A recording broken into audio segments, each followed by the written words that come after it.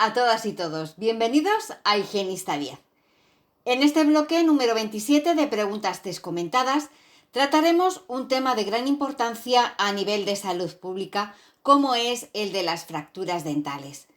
Las fracturas y traumatismos dentales suponen, como acabo de decir, un importante problema de salud pública, sobre todo entre los niños y los adolescentes. Esto es así debido al gran número de lesiones que se aprecian en estos grupos poblacionales. La traumatología dental es la rama de la odontología que aborda la epidemiología, etiología, prevención, evaluación, diagnóstico y tratamiento de los traumatismos producidos sobre los maxilares y los tejidos circundantes. Estas lesiones, por tanto, pueden localizarse tanto en tejidos duros como en blandos y se consideran complejas ya que es difícil tanto establecer el diagnóstico como determinar cuál es el tratamiento más adecuado. En cuanto a su etiología y epidemiología, se indica que la causa más común son las caídas, seguidas de los accidentes deportivos, empujones y agresiones. En el vídeo de hoy nos vamos a centrar específicamente en las fracturas propiamente dentales, es decir, las que afectan directamente a los tejidos duros de la cavidad oral. Como siempre, no solo contestaremos a las preguntas test, sino que aprovechamos para hacer un repaso de todo lo relacionado con estas preguntas. Toda esta preparación requiere bastantes horas de trabajo y por eso te pido tu ayuda en forma de suscripción, porque es la forma que tienes de poder ayudarme a seguir creando contenido. También me ayudas si compartes mis vídeos y das al like. Yo te ayudo. ¿Me ayudas tú a mí? Muchas gracias. Antes de plantear nuestras preguntas de hoy, necesitamos determinar qué es una fractura dental y qué tejidos pueden verse afectados. Definiremos fractura dental a la rotura de una pieza dental debida principalmente a un traumatismo. Se establecen distintos tipos de fractura según el tejido que se ve afectado, de tal manera que podemos encontrar fracturas que afecten al esmalte, a la dentina, a la pulpa, la raíz y al alveolo. En esta imagen se aprecian muy bien todos estos tipos de fracturas. Veamos a una las características clínicas que presentan. La fractura de esmalte, que en la imagen os la destaco con la flecha roja, afecta solo a este tejido. Habitualmente se producen en la región anterior de las arcadas dentales, es decir, en los incisivos, por lo general en el borde incisal o en un ángulo interproximal. La persona que presenta esta lesión no suele tener sensibilidad y en ocasiones la prueba de vitalidad pulpar puede ser negativa de forma provisional. El tratamiento dependerá evidentemente de la propia fractura, pero por lo general es necesario realizar una restauración. Este tipo de lesiones tiene bastante buen pronóstico. En la siguiente diapositiva señalo con una flecha azul la fractura en la que ya se ve afectada también la dentina. Esta fractura se denomina amelodentinaria, ya que afecta tanto al esmalte como a la dentina, pero la pulpa no se ve afectada. En estos casos se observa sensibilidad en el diente tanto a la temperatura como a la deshidratación y a la presión. Durante un tiempo la prueba de vitalidad pulpar puede ser negativa. Como tratamiento suele realizarse una reconstrucción.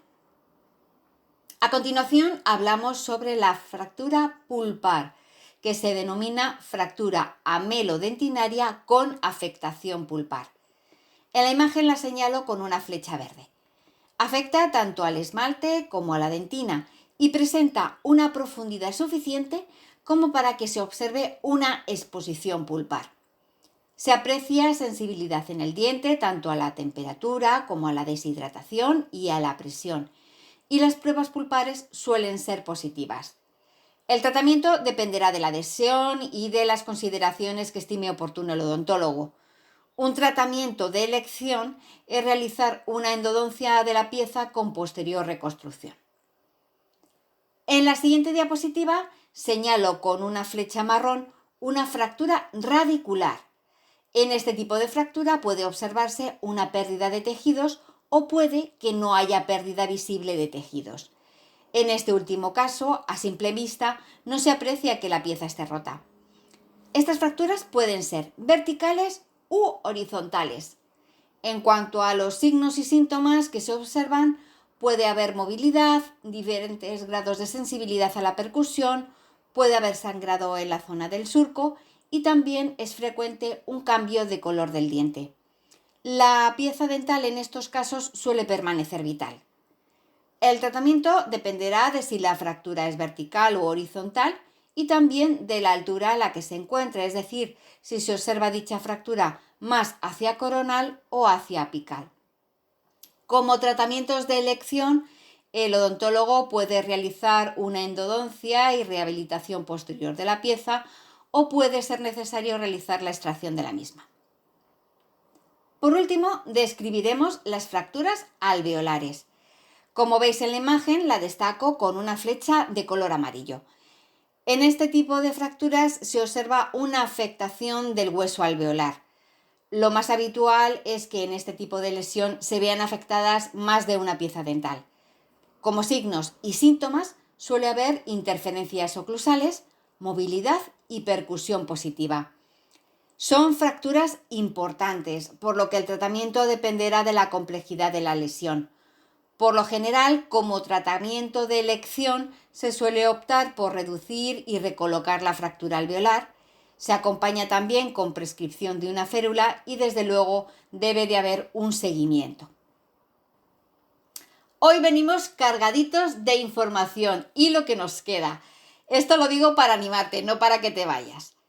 Pero es que necesitábamos ponernos en situación para poder responder a nuestras preguntas de hoy. Debíamos de determinar los tipos más habituales de fractura y unas líneas generales sobre sus características clínicas. Una vez dicho esto, pasamos a la primera pregunta que dice lo siguiente. Según la clasificación de Ellis, ante un diente traumatizado, desvitalizado, con pérdida de estructura coronaria o sin ella, estaremos ante una A, clase 4, B, clase 2, C, clase 3, D, clase 5. Ya sé que esto es una locura, pero el ser humano tiene la necesidad de organizar y clasificarlo todo, y con respecto al tema de las fracturas no iba a ser distinto. En esta ocasión la pregunta hace referencia a la clasificación de Ellis, aunque no es la única clasificación sobre este tipo de lesiones. Esto lo digo a modo informativo, no os asustéis, que no os voy a dar la chapa con todas las clasificaciones que hay sobre fracturas. Pasamos a ver cómo es la clasificación de Ellis, en cuántos apartados divide los tipos de fracturas y qué descripción hace de cada uno de ellos. Como podéis observar, la clasificación de Ellis distingue entre 9 clases de traumatismos dentales y los describe de la siguiente manera. Clase 1. Sería una fractura coronaria simple, con poca o ninguna afectación dentaria. En este caso, la persona vendría a la consulta con una zona de esmalte afectada o con un trocitín de diente caído o incluso sin que se le haya roto nada, pero con el susto de por si acaso. La clase 2 hace referencia a una fractura coronaria extensa con afectación considerable de la dentina, pero sin afectación pulpar. Es lo que habíamos denominado en la explicación anterior una fractura amelodentinaria sin afectación pulpar. Clase 3.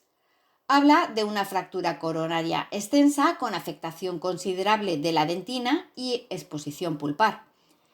En este caso estaríamos ante una fractura amelodentinaria, pero sí habría una afectación pulpar. Clase 4.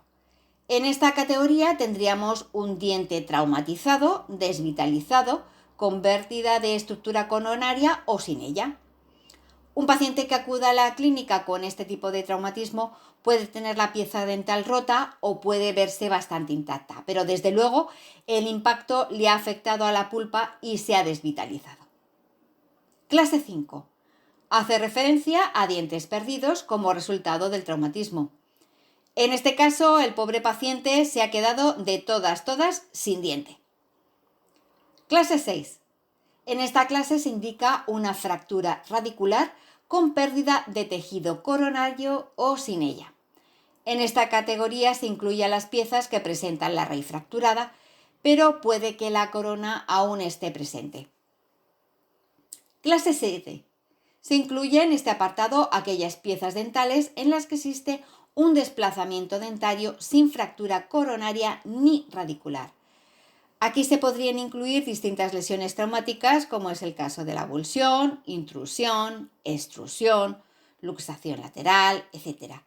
Sobre este tema ya dimos unas nociones en las preguntas test comentadas número 14.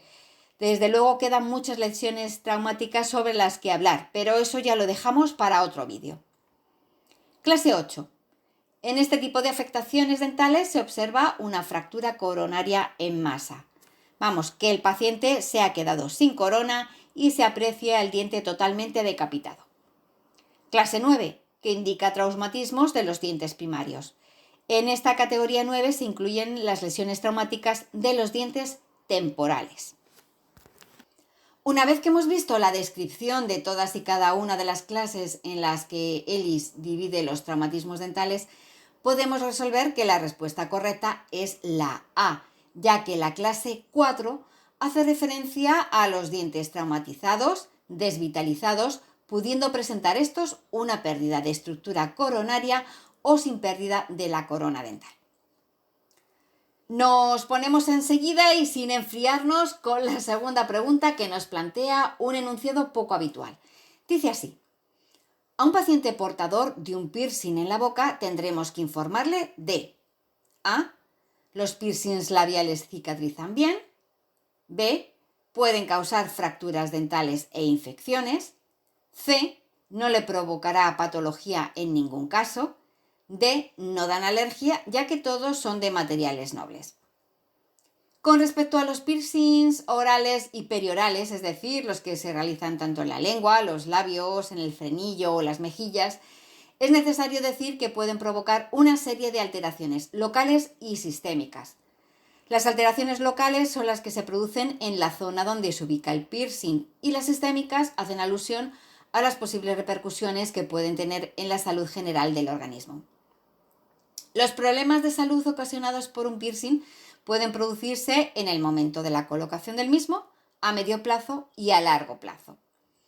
En cuanto a los problemas que pueden surgir durante el proceso de colocación de un piercing, destacaríamos el sangrado incontrolado, un posible daño a un nervio, la aparición de parestesia, que es un trastorno de la sensibilidad que se manifiesta con sensaciones como hormigueo, adormecimiento o acorchamiento.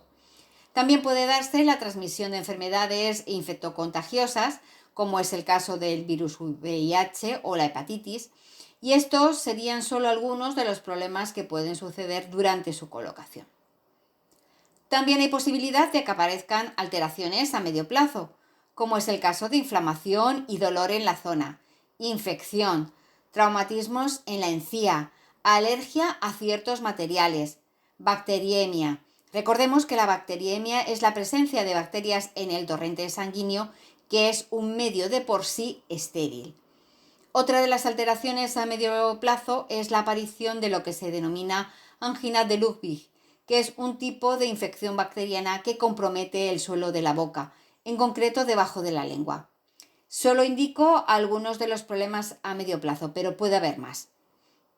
Y finalmente, entre las alteraciones que pueden aparecer a largo plazo, destacamos la acumulación de placa bacteriana y sarro, alteraciones del habla y la masticación, malposición dentaria, dehiscencia, que son defectos óseos en la zona vestibular o palatina, en los cuales se aprecian áreas aisladas en las que la raíz del diente no tiene hueso y la superficie radicular del diente solo está cubierta por periósteo y encía.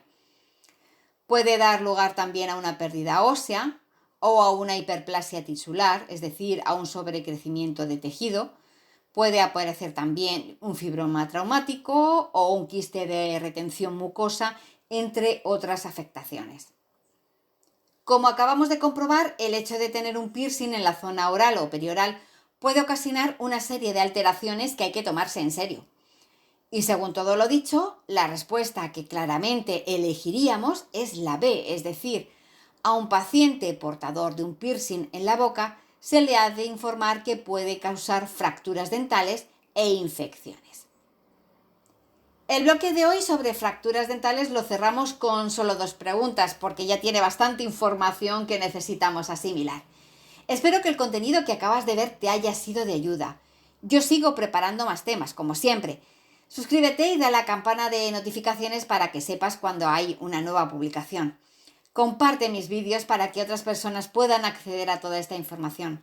Dame un like para saber que lo que publico te gusta y te ayuda. Y por supuesto, te espero en el canal varios días a la semana. Así que no me faltes.